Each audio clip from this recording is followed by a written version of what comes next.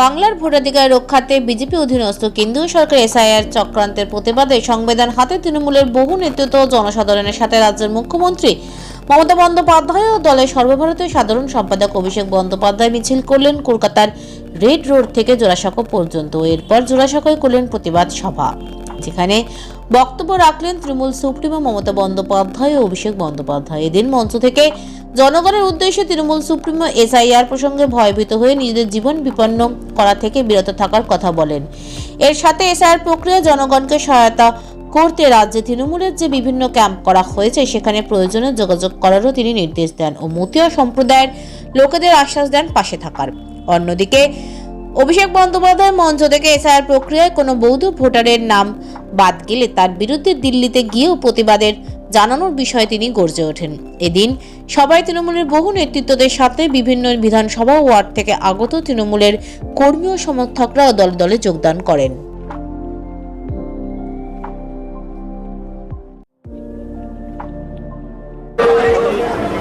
যারা এই মিছিলে অংশগ্রহণ করেছেন তৃণমূল কংগ্রেসের সর্বস্তরের কর্মী সহ সভামঞ্চে উপবিষ্ট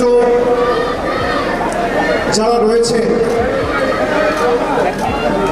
প্রত্যেকটা ধর্মের প্রতিনিধি বা ধর্মগুরু যারা উপস্থিত রয়েছে, সেছাড়া সাংস্কৃতিক জগতে কলা কুশলীরা, খেলোয়াড়রা, যারা বাংলার কৃষ্টি সংস্কৃতি এবং ঐতিহ্যের প্রতিভূ, এবং তার সাথে সাথে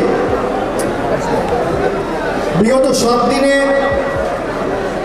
বিজেপির সহকারী সংস্থা জাতীয় নির্বাচন কমিশনের দ্বারা ঘোষণা করা এসআইআর, সেই এসআইআর ঘোষণা করার পরে গত 7 দিনে আমরা যে সমস্ত সহনাগরিকদের হারিয়েছি, তাদের পরিবারের, সেই শহীদ পরিবারের সদস্যরাও সভামঞ্চে রয়েছেন। আমি তাদেরকেও আমার কৃতজ্ঞতা এবং শ্রদ্ধা জানাই। যত দূর আমাদের চোখ যাচ্ছে, খালি কালো মাথা আর মাথা। 2 দিনের ব্যবধানে আজকে এই সভা, মহামিছিল। গত পরশুদিন কালকে আমরা মিছিলের কথা ঘোষণা করেছি যে মমতা বন্দ্যোপাধ্যায়ের নেতৃত্বে কলকাতার রাজপথে এসআইআর এবং কেন্দ্রীয় সরকারের বৈমাতৃসুলভ আচরণ এবং বাংলার প্রতি ধারাবাহিক অবিচার, বঞ্চনা, লাঞ্ছনার বিরুদ্ধে এবং প্রতিবাদে আমরা আজকে মহামিছিল করব।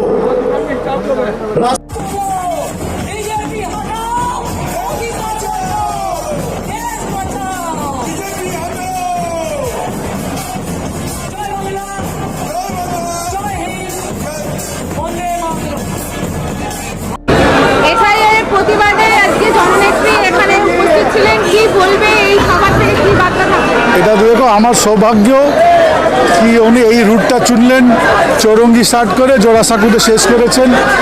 আমরা 2 দিনের ভিতরে এই পুরো অ্যারেঞ্জমেন্টটা যা ওনার যেরকম দরকার ছিল সব করলাম। আর ওনার বক্তৃতা শুনলাম, অনেকগুলো দলের কর্মীরা ছিল এখানে, সব ওনার বক্তৃতা শুনে ইনস্ট্রাকশনস পেয়েছে আগামীকাল কী করে এসআইআর নিয়ে অনেক কনফিউশন আছে, অনেক প্রবলেম আছে। তো আমরা এটা সব শুনলাম, এইসব আমরা এখন ইমপ্লিমেন্ট করব তাকি বাংলার কোনো লেজিটিমেট ভোটকে বাতিল না যায়, এটাই আমার প্রয়াস হয়ে।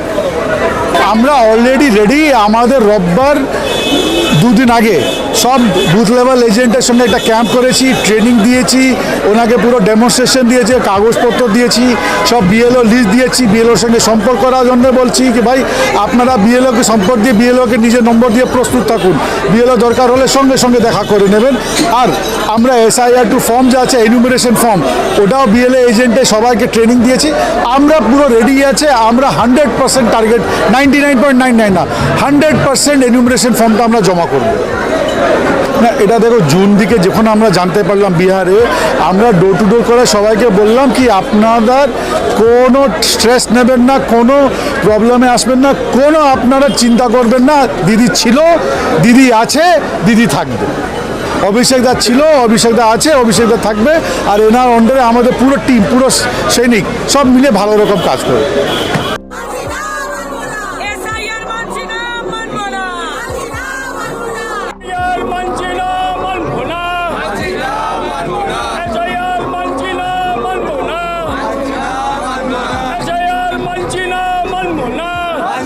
সবাই আমরা একসঙ্গে জুটে আজকে একসঙ্গে মিলে আমরা তৃণমূল কংগ্রেস কর্মীরা আমরা এখানে আসছি।